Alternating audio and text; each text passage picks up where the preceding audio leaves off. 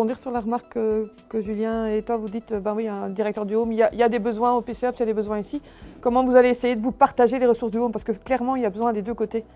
Et il faudra vous coordonner pour partager les ressources disponibles. Comment est-ce que vous pourriez imaginer de faire ça?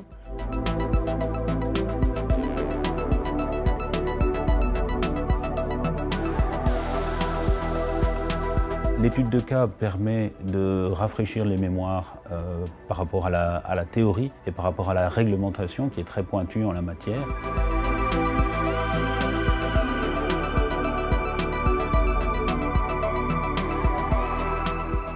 Gérer une situation d'urgence, c'est quoi? C'est gérer du chaos. C'est toujours très compliqué, d'où l'intérêt évidemment de pouvoir disposer de formations qui vont pouvoir nous aider à nous préparer, tant au niveau de penser l'organisation, le fonctionnement, qu'avoir les bons réflexes pour gérer ce chaos. Donc, description de la situation. Nous sommes le lundi 28 mai, il est 8h59.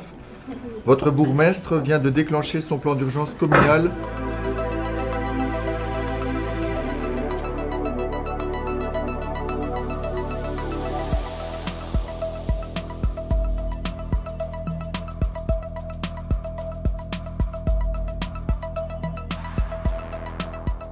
Peut-être prendre contact avec la maison de repos. Ouais Roger, est-ce que tu peux nous faire un site rep des voiries qui sont bloquées? Parce qu'avec ces deux équipes-là, j'imagine que tu ne réussis pas à bloquer grand-chose. Ainsi que de l'état de la circulation aux alentours et des éventuelles évacuations déjà opérées.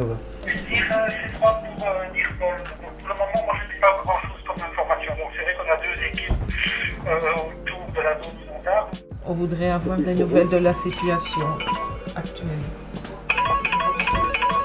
Actuellement, donc, nous avons toute une zone qui est relativement importante, qui va du club de pétrole.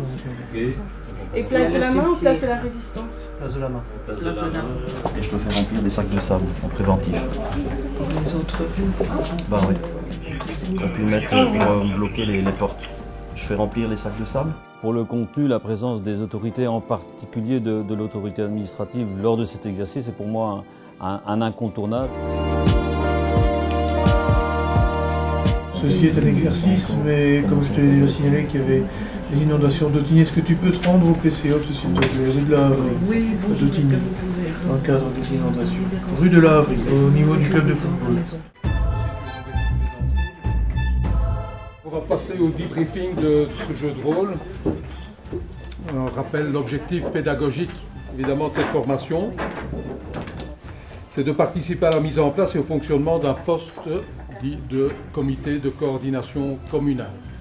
Vraiment, cette formation est utile et nécessaire, non seulement pour nous, les bourgmestres, pour être dans l'équipe de nos différentes disciplines, mais aussi pour notre personnel qui intervient. Que ce soit nos responsables planus, c'est tout à fait indispensable, et le partage d'expérience aussi. Je crois qu'on peut apporter à d'autres aussi ce que nous avons vécu. Évidemment, il est difficile pour les bourgmestres de consacrer une journée, mais c'est une journée qui permettra de bien gagner du temps lorsque la population sera en danger et de au mieux gérer la crise. Par rapport à l'exercice, la D3 s'est vraiment inquiétée de ce qui se passait sur le terrain. Donc c'est important de faire remonter ces éléments-là pour se faire une idée de la situation. La D4, elle quittait le local pour pouvoir exprimer clairement ce qu'elle avait besoin, pour prendre des communications, donc ça c'était bien. Et alors aussi un moment au niveau du PIPS, on a vraiment eu un site rep qui était clair, précis. C'est vraiment nécessaire que le bourgmestre soit là, parce que le fait de revoir un peu dans une situation de crise ce matin, pouvoir réfléchir et voir qui est responsable et comment et ce que nous devons faire, c'est la théorie avant la pratique.